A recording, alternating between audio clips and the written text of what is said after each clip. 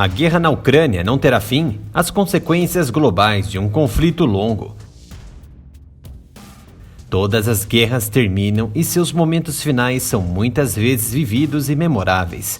Tem-se, por exemplo, a rendição do general confederado Robert Lee ao general da União Ulysses Grant em abril de 1865, que pôs fim à Guerra Civil dos Estados Unidos, ou o armistício que encerrou a Primeira Guerra Mundial, assinado pela Alemanha e os aliados em um vagão de trem perto de Paris em novembro de 1918.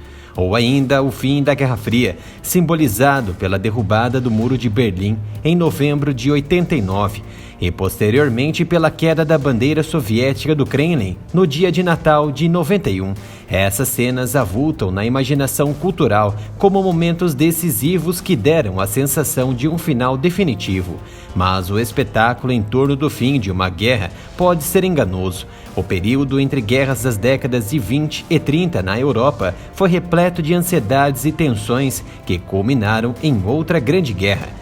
A conclusão da Segunda Guerra Mundial marcou o início da Guerra Fria, e apesar do colapso da União Soviética, a guerra ideológica, baseada também em corrida armamentista, pode não ter terminado. Entramos de vez na Guerra Fria 2.0.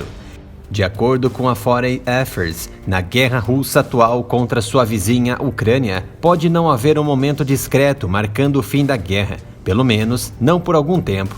Após 8 semanas de guerra, muito mais tempo, aparentemente, do que os dois lados previram, é uma possibilidade real de que nenhum dos países consiga o que deseja alcançar. A Ucrânia pode não conseguir expulsar totalmente as forças russas do território que tomaram desde que Moscou lançou sua invasão em 24 de fevereiro. A Rússia provavelmente não conseguirá atingir seu principal objetivo político, controlar a Ucrânia, ou pelo menos transformá-la em um escudo ante o avanço da Organização do Tratado do Atlântico Norte, a OTAN, sobre as fronteiras russas. Em vez de chegar a uma resolução definitiva, a guerra não inaugurou uma nova era de conflito caracterizada por um ciclo de guerras russas no leste europeu. Se a guerra não terminou tão cedo, a questão crucial é quais as consequências para o futuro. O tempo pode estar do lado da Rússia. Uma guerra prolongada de meses a anos pode ser um resultado aceitável e talvez até favorável para Moscou. Já foi comprovado o poder de adaptação dos russos às circunstâncias hostis. As sanções econômicas não estão impedindo qualquer regressão. Certamente seria um resultado terrível para a Ucrânia, que seria devastada como país, e para o Ocidente, que enfrentaria anos de instabilidade na Europa e a constante ameaça de transbordamento. Uma guerra de longo prazo também seria sentida globalmente, provavelmente causando ondas de fome e incerteza econômica.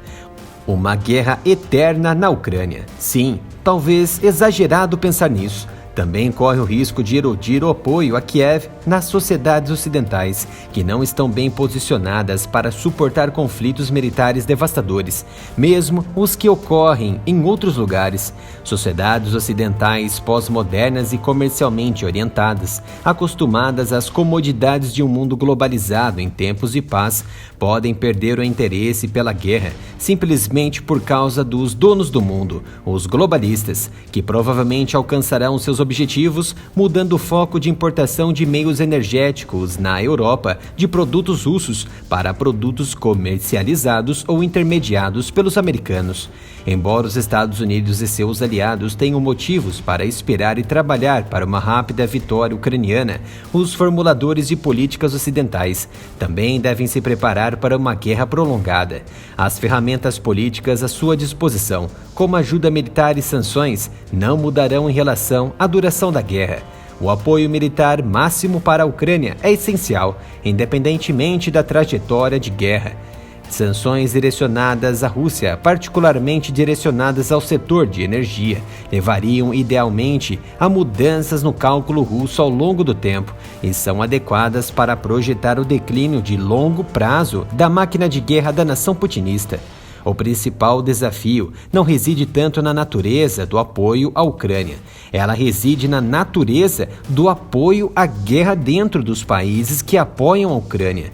Em uma era de mídia social e de emotividade baseada em imagens, a opinião pública pode ser inconstante. Para a Ucrânia ter sucesso, a opinião pública global terá que se manter forte em seu nome. E isso dependerá, mais do que tudo, de uma liderança política competente e paciente.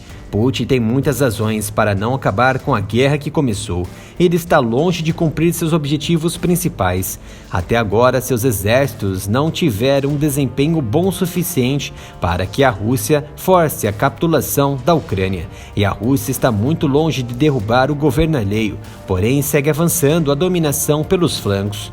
Talvez o afundamento do navio Moskva, imergido por muitas contradições de ambos os lados, feriu gravemente a imagem da Rússia nesses últimos dias. Mas a guerra de informação e narrativa também faz parte da guerra física e real.